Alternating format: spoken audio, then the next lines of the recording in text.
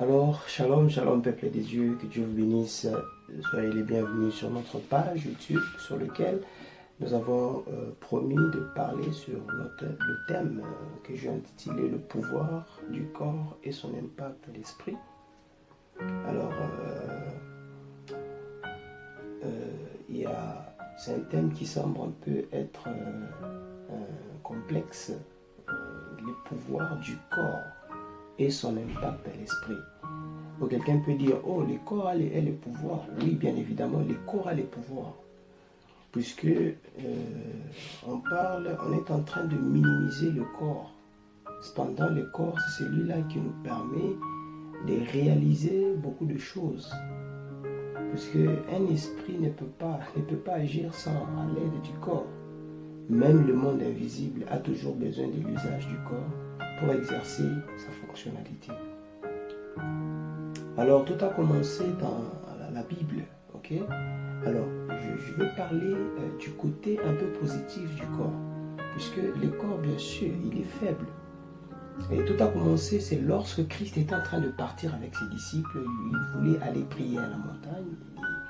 Et lorsque Christ appelle les disciples, Jean et les autres, et il leur a dit, nous allons veiller. Et pendant qu'il voulait prier, c'est alors que lui, il est allé à Gethsémani, il prie et il descend, il va voir là où il y a les disciples, il dit, il les a trouvés en train de dormir et il dit, mais pourquoi vous dormez?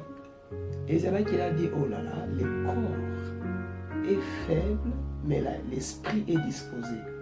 Amen. Et donc, cela ne veut pas dire que le corps n'a pas de force, le corps n'a pas de pouvoir. Christ avait donné un aspect du corps. Christ a donné le point négatif du corps. Or, nous connaissons que chaque chose a toujours un avantage et l'inconvénient de la chose. Et donc, à ce moment-là, Christ avait donné l'inconvénient de la chose. Donc, ça veut dire l'inconvénient du corps.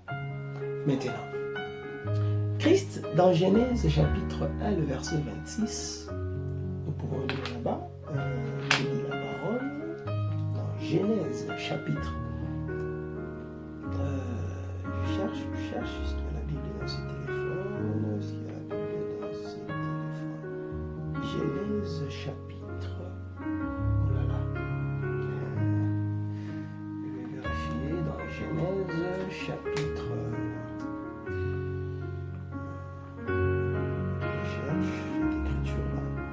ce sera une écriture qui va beaucoup nous bénir. Il va beaucoup nous bénir.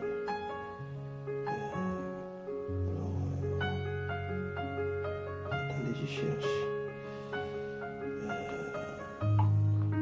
Et nous allons comprendre par là que quel était d'abord l'homme. C'est quoi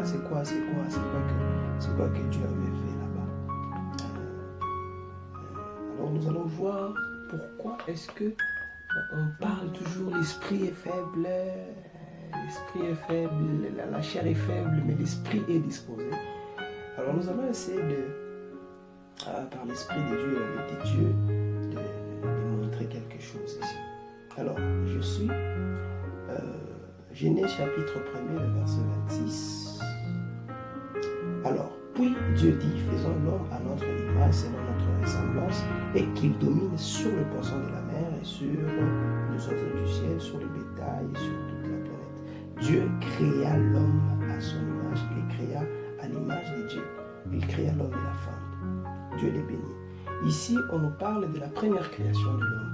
Mais une fois que nous descendons dans Genèse chapitre 2, le verset 7, c'est ce que je suis en train de chercher, ici on dit, l'Éternel Dieu forma l'homme de la poussière de la terre, il souffla dans ses narines, un souffle de vie, et l'homme devint un être vivant. Alors ici je suis en train de parler de cet être-là vivant.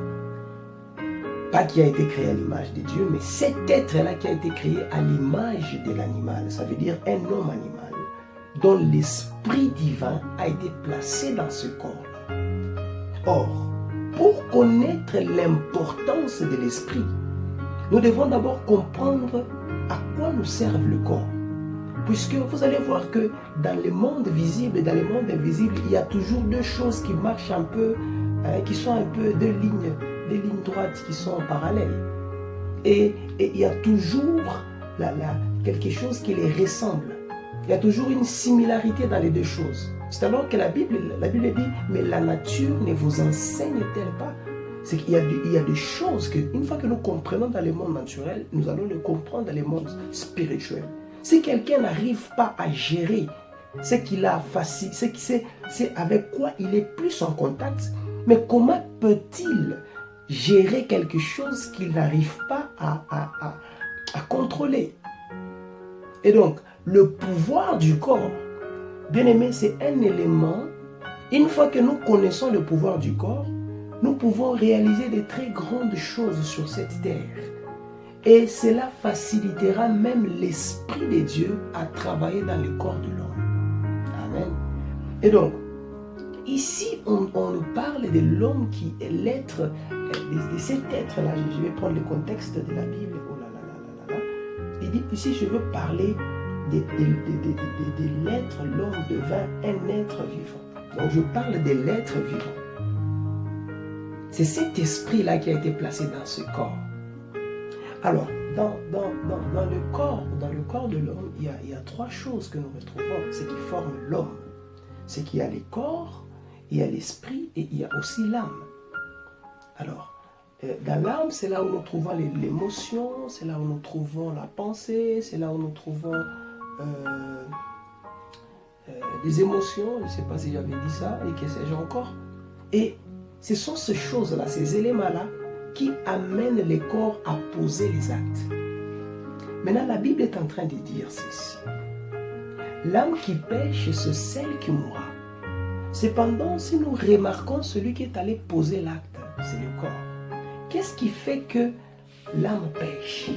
Ça veut dire, l'homme qui était autrefois esprit ne pouvait pas tomber puisque le diable, par quel moyen devrait passer pour écrouler l'homme? Mais il fallait que l'homme soit dans la chair humaine pour que le diable a même trouvé l'option de le mettre à terre. Mais étant un esprit, il était impossible à l'homme, il était impossible au diable de chuter l'homme. Mais voilà, malheureusement. Alors, il y avait une pensée que j'étais en train de dire. Je disais, mais qu'est-ce qui fait que l'âme, dit, l'âme qui pêche, c'est celle qui mourra. Pourquoi l'âme veut pécher? En fait, lorsque l'esprit habite dans un corps, il y a les désirs de la chair qui s'imposent. Il y a aussi les désirs de l'esprit qui s'imposent. Et dans chaque esprit de tout homme, qu'il soit chrétien, bouddhiste ou que sais-je encore, il y a toujours quelque chose que Dieu a placé dans son cœur. C'est un sens de l'adoration. C'est que l'homme, au commencement, il a été créé pour adorer. Et cherchant la véritable adoration, il n'a pas pu. C'est pourquoi certains adorent les arbres, certains adorent les femmes, certains adorent l'argent, certains adorent le sexe, certains, voilà.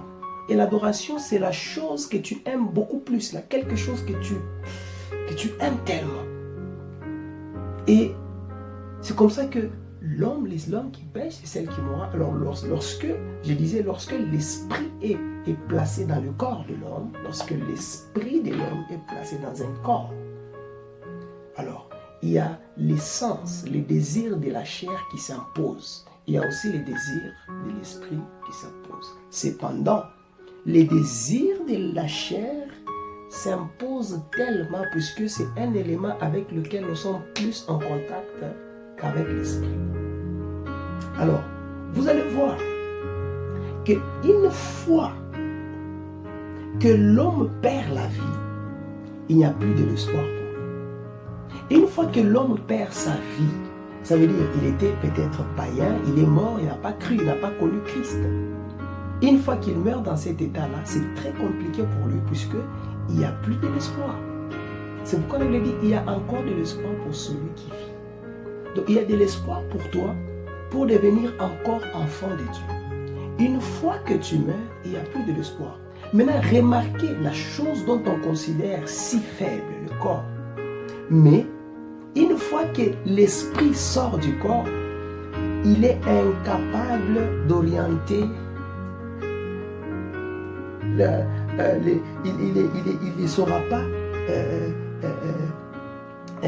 diriger son bateau. Amen. Et ça devient un problème. Ça devient un problème très sérieux. Alors, remarquez. La vie que tu mènes sur la terre, dans les corps, dans la chair humaine, c'est celle qui détermine les lieux où ira ton esprit. Ça veut dire, tout dépend de la chair, tout dépend du corps, tout dépend d'où tu veux que ton esprit aille après la vie de la terre. Mais là, je me dis, mais comment est-ce que la chose, parce qu'il y a quelqu'un qui disait, non, la chair n'a pas de côté positif. Je disais, mais vous voyez, un côté tellement positif. Si tu peux conditionner ton corps, si tu peux conditionner ta vie, il y a lieu à ce que, après cette vie ici, il y a une meilleure vie qui t'attend. Parce que remarquez, à chaque fois que l'homme naisse, à chaque fois que tout homme qui naisse, il y a toujours une main qui le reçoit. Il y a toujours quelqu'un qui le prend. Et rassurez-vous, une fois que tu meurs aussi, il y a quelque chose qui doit t'attendre une fois après ta mort. Je peux me rappeler d'Étienne lorsqu'on l'a lapidé, puisque son esprit était déjà transformé. L'esprit de Christ, l'esprit immortel était déjà en lui. Et lorsqu'on l'a lapidé, il dit, je vois. Il a vu Christ assis là-bas. Et lorsqu'on le lapidait, la Bible n'a pas dit qu'il est mort. Mais là, elle dit, et il s'endormit. Vous voyez? Et lorsqu'il s'était endormi, il y avait déjà les anges autour de lui. Et qui porta son corps. Et qui les conduisa. Qui l'a conduit, je m'excuse, vers le lieu où son esprit devait aller habiter. Et même moi, toi aussi. Si tu n'as pas mené une vie digne de l'évangile, après ta mort, où iras-tu? Si tu n'as pas connu Christ, mon frère, puisque dans le monde invisible, il y a plusieurs dimensions.